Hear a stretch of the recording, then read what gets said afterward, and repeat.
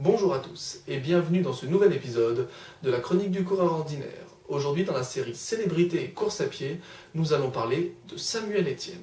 C'est parti!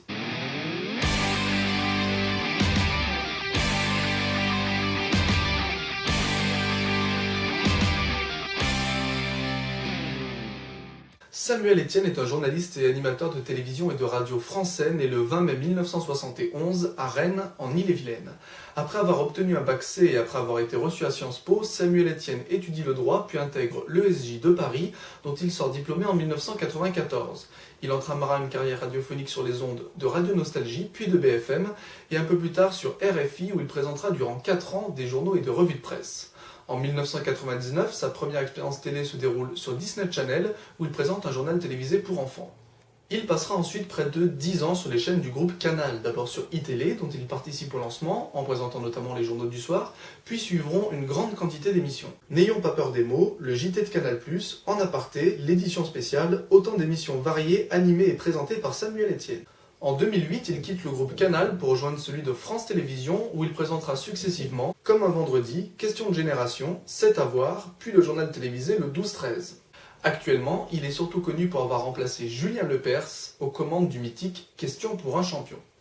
Mais ce qui nous intéresse chez lui ne se déroule évidemment pas sur les plateaux de télé, mais sur les routes et sentiers de France pour ce féru de course à pied et de triathlon. Avec près d'une vingtaine de marathons, les 100 km de Millau, le marathon des Sables et bien d'autres courses à son actif, retour en images et en chiffres sur la carrière sportive de Samuel Etienne.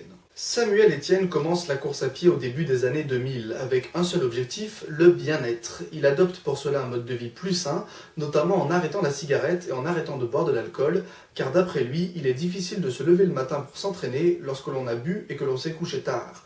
À cette époque, il ne pratique la course à pied qu'en dilettante, sans objectif autre que celui de prendre du plaisir et de se détendre.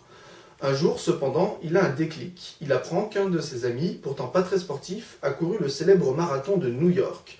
Ce sera l'élément déclencheur, ce qui lui semblait jusqu'à maintenant infaisable, semble finalement accessible. S'ensuivent 6 mois d'entraînement intensif et, en 2001, alors âgé de 29 ans, il accroche son premier dossard sur le marathon de Paris qu'il boucle en 3h57.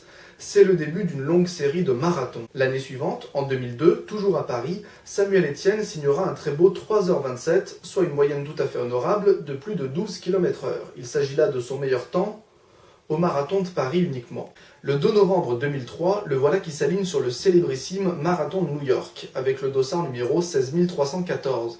Il passera à la ligne d'arrivée à la 4475e place, sur plus de 34 000 participants, officiellement en 3h44, mais avec un temps à la puce de 3h39. Petit détail qui a son importance, puisqu'après avoir englouti le premier semi de la course en 1h52, il signe là un joli négatif split de plus de 5 minutes. 2004 sera l'année du record. Le 26 septembre, le voilà au départ de la 31e édition du marathon de Berlin. Avec moins de 20 mètres de dénivelé positif, le parcours est réputé pour être le plus rapide du monde. En effet, à l'heure actuelle, les 6 derniers records du monde de la discipline ont été battus sur ce tracé. Ce sera pour Samuel Etienne la course parfaite. Il y mettra tous les ingrédients propices à une bonne performance, notamment une régularité quasi parfaite. Ces temps de passage sont édifiants. Après 5 premiers kilomètres courus à une allure un peu plus faible, sûrement due à la foule présente au départ, il prendra son rythme de croisière oscillant entre 22 minutes 9 aux 5 km entre le 10e et le 15e kilomètre et 22 minutes 46 entre le 25 et le 30e. Il perdra un peu de temps entre le 35e et le 40e avec une moyenne légèrement revue à la baisse. Mais il bouclera tout de même les 42 km en 3h13 minutes, soit une moyenne de 13,11 km/h. Au total, Samuel Etienne a couru à ce jour 19 marathons, dont celui de Paris 7 fois, le dernier en date en 2016, à 45 ans, qu'il terminera en 4h05 minutes. Loin de ses standards habituels, mais pour une bonne raison. En effet, depuis quelques années, notre petit Samuel, il mesure 1m68, a décidé de voir plus grand qu'un marathon.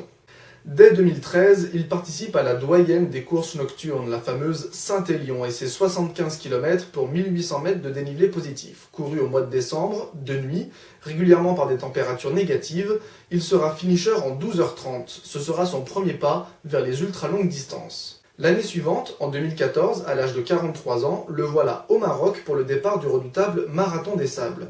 Une course souvent considérée comme l'une des plus difficiles au monde, jugez plutôt. Créé en 1986, le Marathon des Sables est une course d'environ 240 km divisée en 6 étapes de 20 à 80 km, dont une étape de 42 km. Couru dans le désert marocain, sur des terrains constitués de dunes, de plateaux caillouteux, de pistes d'oued asséchées, de palmeraies et de petites montagnes, le tout sous près de 50 degrés, et pour corser le tout en autosuffisance alimentaire, seule l'eau étant fournie par l'organisation. Mais cela ne fait pas peur à notre Samuel Etienne national, qui terminera cette balade de 236 km pour 2400 mètres de dénivelé positif en 55 heures et 41 minutes. La même année, seulement 5 mois plus tard, direction Millau et ses 100 km mythiques là aussi. Il les terminera à la 629e position en 13h19. Après 25 premiers kilomètres courus à 9,28 km/h, sa moyenne baissera progressivement au fur et à mesure de la course, avec notamment les 29 derniers courus à peine au-dessus des 6 km/h. Mais le principal est là, les 100 km ont été avalés. Mais l'appétit de notre coureur n'est toujours pas rassasié. Il participe en 2015 pour la deuxième fois au Marathon des Sables, qu'il bouclera cette fois-ci plus facilement et surtout plus rapidement, en 46h25, soit tout de même 9 heures de moins que l'année précédente pour un kilométrage quasi identique. Suite à ça, notre présentateur télé ressent l'envie de s'attaquer à autre chose, et surtout, des petits pépins commencent à pointer le bout de leur nez. Genoux qui grincent, dos qui se bloque, Samuel Etienne met un peu la course à pied de côté et s'attaque à la natation et au vélo. La solution est toute trouvée, ils se mettent au triathlon. Ils commencent par des formats XS composés de 400 mètres de natation, 10 km de cyclisme et 2,5 km de course à pied, notamment à Rennes en mai 2015 qu'ils terminent en 40 minutes et 22 secondes. Puis ils s'attaquent au format S avec 750 mètres de natation, 20 km de vélo et enfin 5 km de course à pied. Petite anecdote, au triathlon de Quiberon en 2014, ils participent au format S qu'ils bouclent en 1h24, puis s'aligne quelques heures plus tard sur le format M, qu'il termine là aussi en 2h56.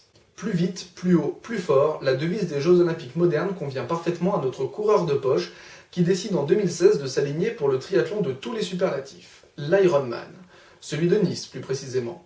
Pour ceux qui l'ignorent, un Ironman c'est un triathlon composé de 3,8 km de natation, 180 km de vélo et qui se termine enfin par un marathon, rien que ça. Mais notre athlète ne faillira pas à sa tâche et terminera la course en 13h10 après avoir passé 1h24 dans l'eau, 7h05 sur son vélo et 4h23 dans ses chaussures. Il remettra le couvert l'année suivante, en 2017, toujours à Nice, où il n'améliorera pas son temps mais bouclera tout de même l'épreuve en 13h59, un temps identique en natation, mais près de 40 minutes de plus sur la partie cycle et 13 minutes de plus sur le marathon final. Il battra son record quelques mois plus tard sur l'Ironman de Barcelone en octobre de la même année, où il terminera en 12h20, soit environ 50 minutes de moins que son précédent meilleur temps. 3 minutes de gagné en natation, son point faible, 55 minutes de gagné sur le vélo et seulement 3 petites minutes de perdu sur le marathon, Samuel Etienne réussit là un véritable petit exploit. Pour terminer, sachez que Samuel Etienne n'a pas uniquement un gros cœur, il a aussi un grand cœur et qu'il court régulièrement pour les autres, puisqu'il est le parrain de l'association Pompiers Raides Aventure, qui emmène des enfants handicapés dans des courses à travers le monde, mais aussi de mécénat chirurgie cardiaque, qui permet à des enfants atteints de malformations cardiaques originaires de pays défavorisés d'être accueillis et soignés en France. Voilà pour le parcours de Samuel Etienne en course à pied et en triathlon. Bien évidemment, il a participé à de nombreuses autres courses que celles que j'ai citées dans cet épisode, mais j'ai vraiment voulu vous donner les faits marquants de sa carrière de coureur ordinaire. A noter qu'il est assez difficile de sélectionner les résultats de Samuel Etienne car je tombe régulièrement sur un homonyme sans trop savoir s'il s'agit du bon Samuel Etienne. Pour terminer, sachez que Samuel Etienne a également tourné une pub pour la société GoSport dont je vous laisse visionner quelques extraits. Ça me permet d'être dans ma bulle. Ce qui est fascinant, c'est de se donner un objectif et se dire aujourd'hui je suis incapable de finir, mais dans 6 mois, je pourrai le faire. Vous débarrasser en l'espace d'une heure de tout le stress accumulé de la journée. Ce dont je me suis rendu compte au fil du temps, c'est que courir tous les matins, ça me met dans un état idéal. Subitement, j'entends des choses qu'on n'entend plus au quotidien. Et tout ça, ça fait partie du plaisir que te procure le sport.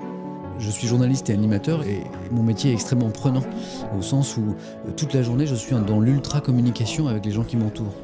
On parle, on échange, on se réunit, on se pose des questions, on s'interroge.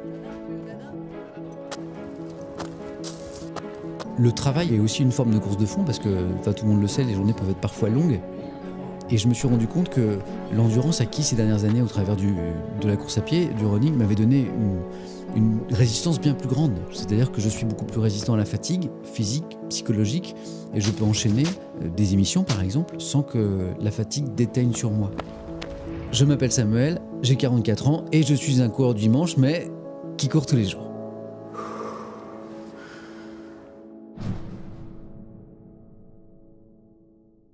Merci à tous d'avoir regardé cet épisode, j'espère qu'il vous aura plu. N'hésitez pas à aller liker la page Facebook du Coureur Ordinaire et n'hésitez pas à partager cette vidéo auprès de tous les petits vieux que vous connaissez qui regardent Question pour un champion. Je suis sûr qu'ils seront surpris. Et n'oubliez pas, vous êtes un coureur ordinaire, extraordinaire, tout ça.